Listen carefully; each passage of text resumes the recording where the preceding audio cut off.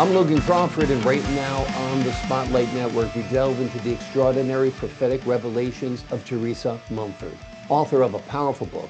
It is called Worship, Your Tool to Departure as the World's Economic System Changes. In this groundbreaking book, Theresa explores how religion, faith, prayer, worship, and unity within the body of Christ can bring divine intervention in global economic and political turmoil. If you're seeking clarity on faith's role in reshaping the world, you won't want to miss this compelling conversation, and you certainly won't want to miss her sensational book. The links are below this interview.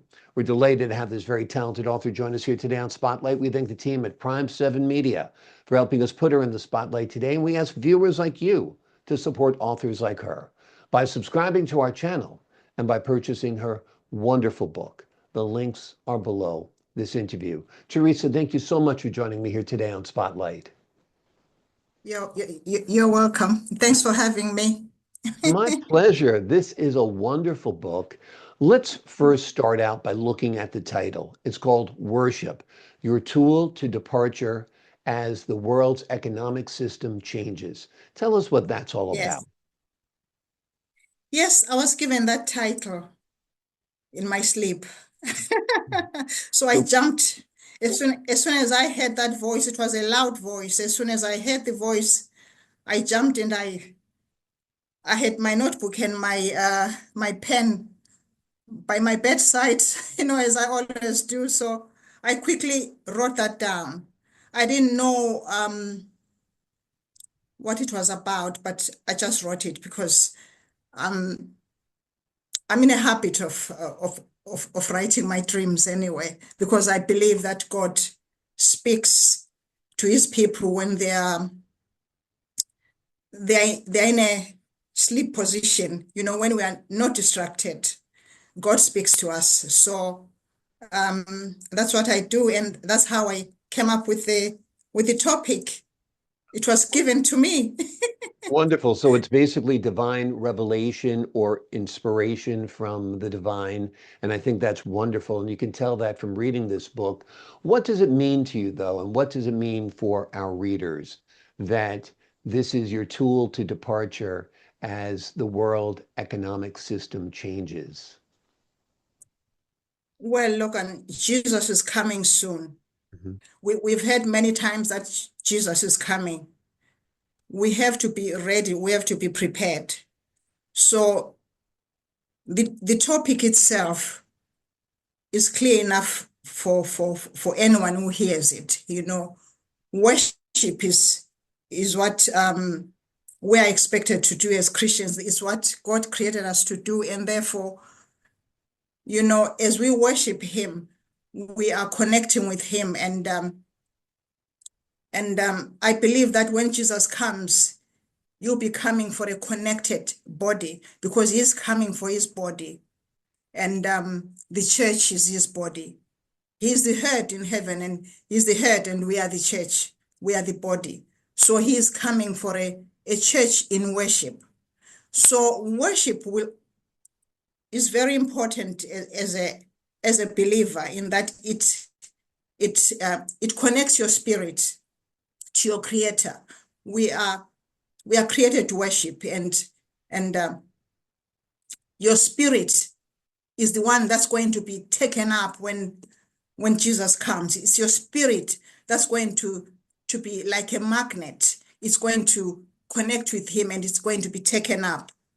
So that's why we have to stay in worship. Worship should be a daily thing for us. It shouldn't be something that happens in church only when we go to church. It has to be a habit that every believer does. It's not just for the musician or for someone else. It's for every believer to stay in worship, because God created us to worship him. We're created to worship him. So worship, your tool to departure. Worship is your tool. It's what's going to connect you. It's your magnet. It's the magnet that's going to take you up. If you are not a worshiper, if you don't have the spirit of worship in new, especially as far as your creator is concerned, then there'll be a problem. So I would urge anyone who is not used to praising God or worshiping God to really find out more about worshiping and connect in that respect.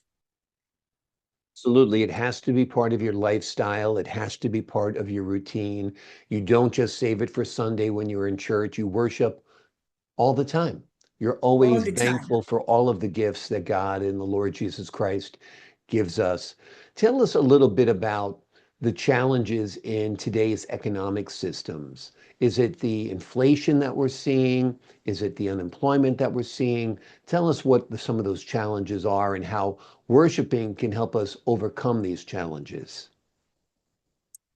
Well, the challenges that are there are that the economy of the world actually belongs to God, but unfortunately, our politicians don't seem to get it. They seem to think they are in charge of the economy, but the economy belongs to the creator of heaven and earth. It belongs to God himself. So it's about high time our politicians really, really, really get to understand that and to know that unless they connect with the church, unless they have a fear of God in them, they will miss it because God is in charge of the economy. So God knows, he knows what's going on, and he knows what people need. He knows where the needs are, and he knows where, he knows how to meet those needs. It's not the politicians who are supposed to be meeting those needs. It's God himself. And politicians should submit to God. They should submit to the creator. They shouldn't make decisions that are detrimental and critical without consulting the voice of God. God always has his people here on earth to be consulted. He's always had the prophets. The prophets of God are his voice here on earth. And they need to be consulted by politicians. Politicians should not just make decisions of taking people to war and putting people's lives in danger without consulting God. Politicians Absolutely. need to humble themselves as far as the church and the voice of God is concerned, and realize that the church must have the upper hand than politics, because Absolutely. God is the creator of heaven and earth. He is the creator of all. Exactly. This is not And a world created by politicians. This is a no, world created by God. by And these God. politicians should humble themselves. They should do Yes. God's work. And like you said, not send people off to war to die so easily without consulting God, without being in communication with God, without worshiping God. And I think the godlessness on the part of so many state leaders nowadays are the reasons why we have so many problems on this earth. Who are you hoping will read this book? Tell us a little bit about your target audience. Politicians. I'm hoping politicians read this book, and I'm hoping the church reads this book. Um, Anybody can read the book, but the book is very important for Christians right now, because we are supposed to take authority over politicians. We are supposed to take our place as the body of Christ and take authority over politicians. We are not subject to politicians. The politicians are supposed to be subject to the church. They're supposed to be subject to the voice of God. And every decision they make, every policy they come up with should have the fear of God, should have the permission of God. They shouldn't just come up with policies without hearing what God is saying, because they are not the creator of anybody. So it's very important that politicians really link up with the church, and economically speaking, if a country fears God, if the leadership of a country fears God, that country is bound to be blessed. There's no question about it. And politicians have to pay 10% of their earnings to the church, because politicians are not meeting the needs of the people. But the church knows the needs of the people. They know, they are in touch with the people in the community. Politicians are not in touch with the needy people in the community. They don't know the sufferings of the people in the community. They don't know them by name. But the church knows the people by name, and they know where to find them. So it's important that politicians pay their tithes, 10% of their earnings, to the church, to the body of Christ. Because taxes have nothing to do with God. Whoever receives taxes are not really helping the poor. Taxes are helping politicians. Governments grow and helping do things like send people off to war and aren't doing God's will often, right? Absolutely. Yeah. The word of God tells us in Malachi chapter 3, verse 10 and 11, that bring ye all the tithes into the storehouse, that they may be meat in mine house. And prove me now herewith, if I will not open you the windows of heaven and pour you out a blessing, that there will not be room enough to receive it. And I'll rebuke the devourer for your sakes. He shall not destroy the fruit of your ground, neither shall your vine cast any fruit before his time. So what does it mean? It means that if we entrust the 10% of your earnings to God, before the taxes come out, the 10% must come out first.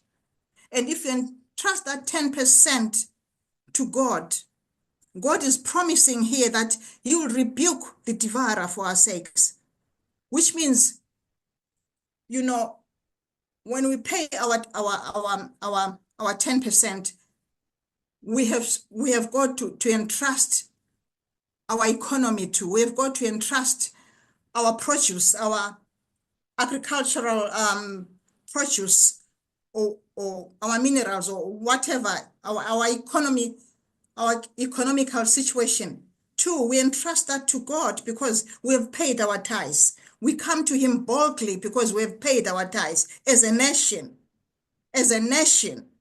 All along, the church has been doing it, but politicians have not been doing it. It's about time that politicians submit themselves to the voice of God and start paying taxes. Start paying taxes to the body of Christ, to the church, because those taxes feed the people of God, and they feed the needy, and they meet the needs that politicians cannot meet.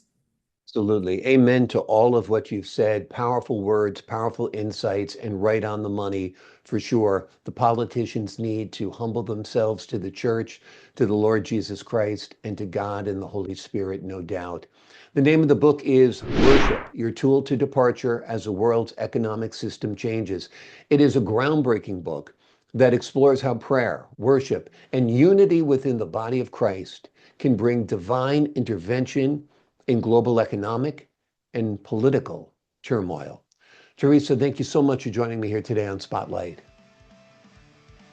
Thank you, Logan. Thank you so much. Thanks for having me. I appreciate your time, your wisdom, and your insights. To the folks at home, I'm Logan Crawford, thanking you for your time this time until next time on Spotlight. Thank you so much. Thank you.